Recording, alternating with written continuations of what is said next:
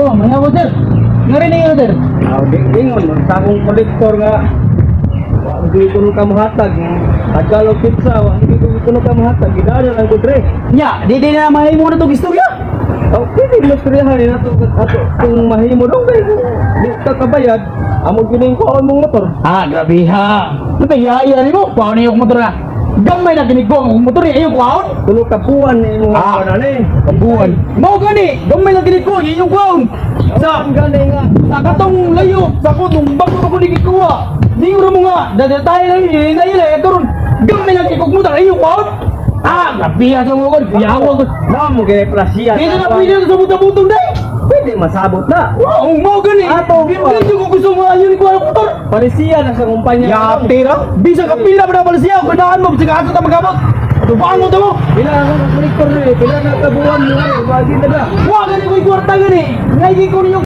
Pag-usapan po natin yung mga repossession unit, no? Kasi meron kasing lumapit sa akin at nagtatanong kung pwede ba daw kunin ulit yung nahatak na unit. Sample, yung ikaw yung may-ari ng motor, tapos may palya ka na hindi nabayaran, sabihin na 3 buwan, ngayon hinatak po yun sa dealer. Ang tanong mo dito, pwede pa bang kunin natin pagbalik? Pwede ba natin kunin? Okay? So, ang sagot po yan, syempre pwede pa, pero may mga condition po yan. So, alamin natin sa video nito. So, sana ay tapusin mo yung video nito para meron kang idea kung anong gagawin mo para mabalik yung motor mo na hinatak ng dealer or naripo yung motor tapos gusto mong kunin ulit. Okay?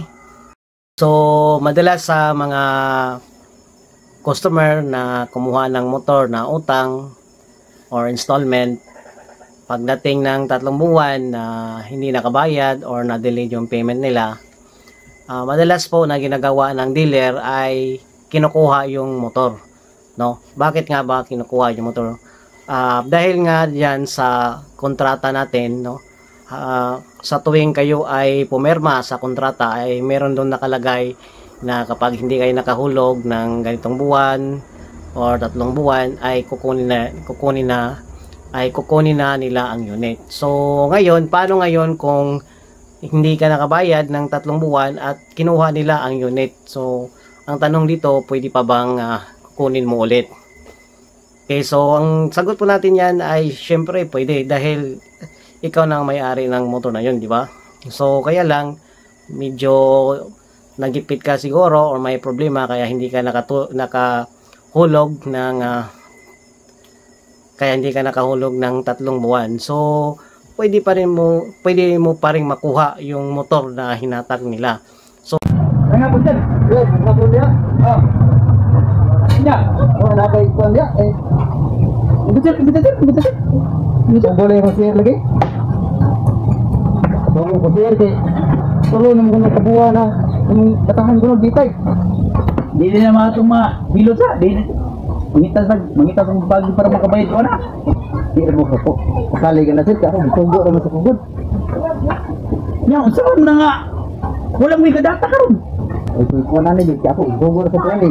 Ipapaningi pay ko na ng kugod. Pwede rin na-extend good. Wala yung problema lang sir.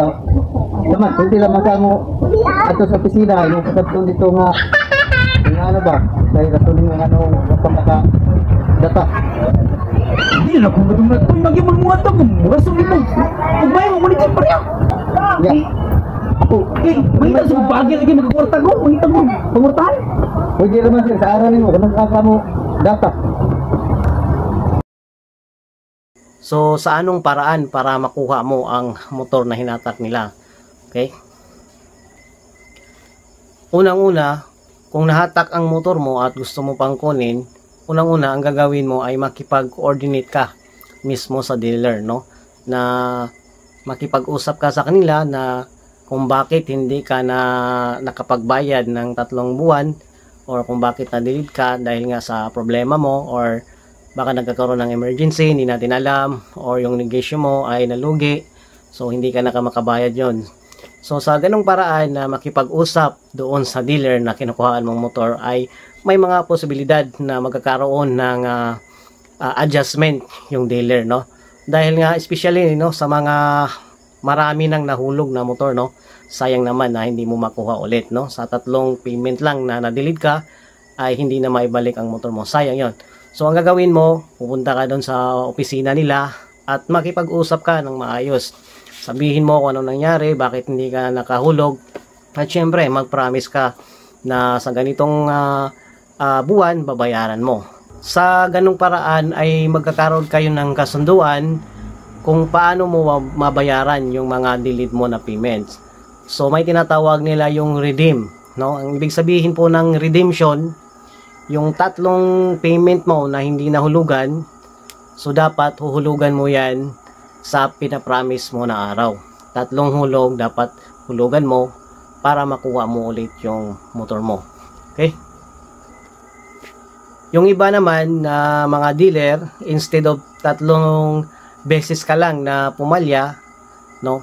Ang gagawin nila para maibalik ang motor sa iyo ay magkakaroon kayo ng kasunduan na 4 na payment, no? Or 6 na buwan na payment para makuha mo balik yung motor.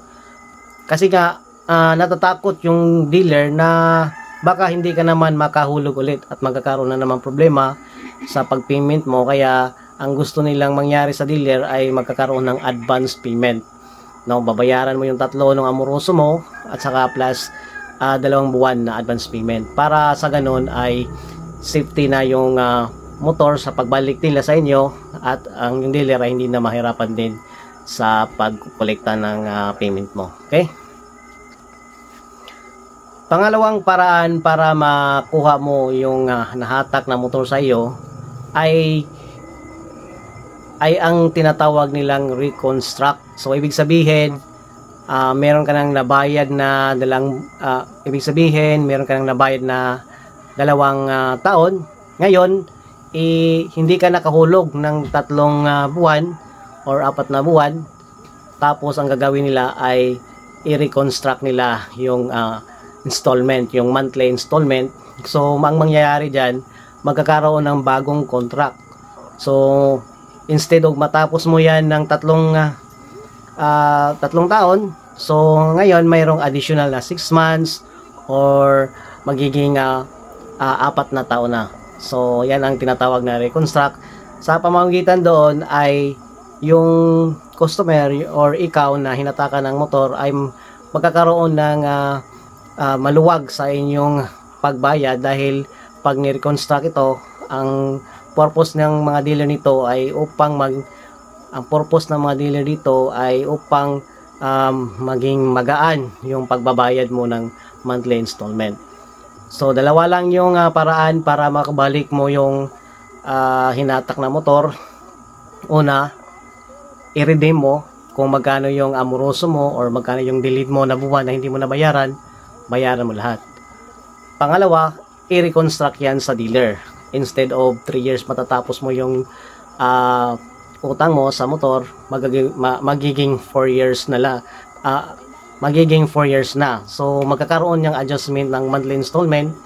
Halimbawa, ang monthly installment mo ay 3,000 or 3,000. So, pag ni-reconstruct natin yan, nagiging 2,500 na lang or 2,000 para magaan na sa iyo sa pagbabayad, hindi ka na mabibigatan. So yun ang mga pamaraan para makuha yung motor balik sa iyo. At saka take note, isa lang paraan dyan para magkasundo kayo ng dealer, dapat humarap ka sa kanilang opisina, makipag-usap ng maayos. Pero kung kayo po ay nag-promise na babayaran ng ganitong buwan at hindi kayo nagpunta, hindi kayo nagpapaalam, parang wala lang sa inyo, so yan, hindi kayo bigyan ng chance niyan at wala na kayong motor na may balik pa, dahil hindi yan ibabalik sa inyo kapag hindi po kayo porsigido na makipag-ariglo, makipag-usap sa dealer. So sana ay naintindihan nyo po yung paliwanag ko para sa mga reposes na motor, at sana mag-iwan ng subscription at likes. Thank you sa panonood. Bye bye.